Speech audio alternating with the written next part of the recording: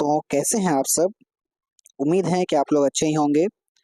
उपस्थित हूँ फिर से आप लोगों के साथ एक और नए विद्रोह को लेकर के, नई स्टोरी को लेकर के, जो कि कॉम्पिटिटिव एग्ज़ाम के लिए उपयोगी होता है।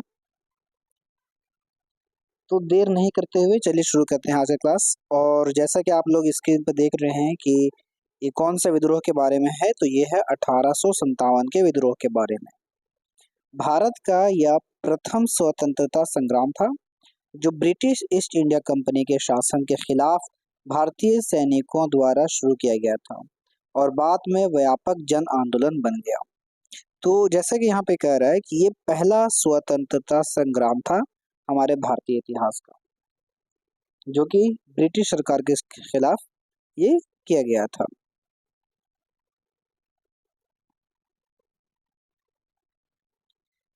राजनीतिक कारण इसका क्या था? डॉक्ट्रिन ऑफ लैप्स, रियासतों का विलय। इसका होने का मेन वजह था कि हड़प नीति। अंग्रेजों के साथ एक योजना चल रही थी। अंग्रेज एक योजना बना रहे थे जिसका कौन सा योजना था? वो हड़प नीति था और रियासतों का आपस में विलय कर रहे थे।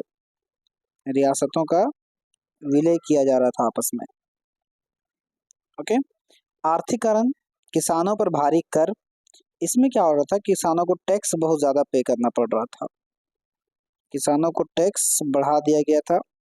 किसानों के ऊपर टैक्स को बढ़ा दिया गया था इसीलिए। और भारतीय उद्योगों का विनाश हो रहा था। तो ये सब कारण बताया गया है। सामाजिक धार्मिक कारण, सती प्रथा निषेध, विधवा पुनर्विवाह, ईसाई मिशनरी गतिविधियां, ये सब सामाजिक कारण था इसका। सैन्य कारण की बात करें तो भारतीय सिपाहियों के साथ भेदभाव, नए राइफलों एवं ग्रीस किए गए कारतूसों का मुद्दा। उसके बाद तत्कालिक कारण क्या था? मंगल पांडे द्वारा बैरकपुर में विद्रोह, मेरठ में सिपाहियों का विद्रोह। नेतृत्व कौन किया था इसका? रानी लक्ष्मीबाई, तात्या टोपे, कुंवर सिंह और बहादुर शाह जफर। ये इंपॉर्टेंट क्वेश्चन है, ठीक है।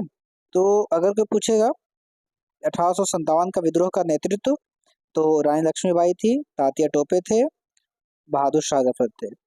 प्रमुख केंद्र और नेता कौन कौन थे? तो बहादुर शाह जफर दिल्ली से थे और रानी लक्ष्मीबाई झांसी से थी,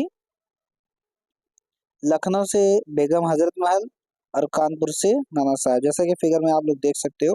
विद्रोह की विफलता का कारण क्या? सीमित भौगोलिक विस्तार था, इसीलिए विफल हो गया। नेतृत्व और योजना की कमी, सही से नेतृत्व नहीं कर पाए। आधुनिक हथियारों का अभाव था। आधुनिक हथियारों का अभाव मतलब ये तोप वगैरह का अभाव था, इसीलिए फेल हो गया।